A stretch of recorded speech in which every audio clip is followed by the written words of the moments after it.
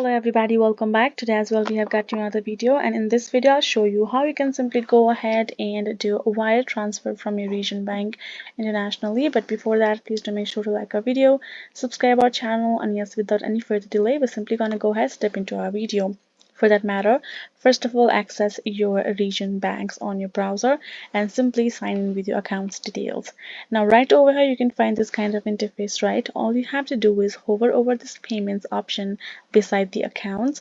Now, right over here, once you have gone to, you'll have to go to this option of payment due. There in the payment due section, you will be able to find all kind of options, which includes this business services is a wire transfer. So the thing is that if you would like to access this directly to your payment list, the payment overviews, you will first have to activate the wire transfer.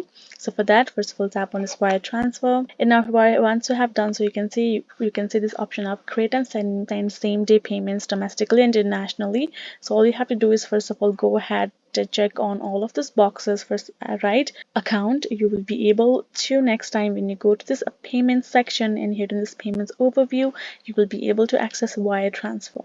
You can simply tap on it, and now here in the section it's gonna look like this. Once you have set it up accordingly, you simply have to now choose domestic or international. Go ahead, choose accordingly whichever one.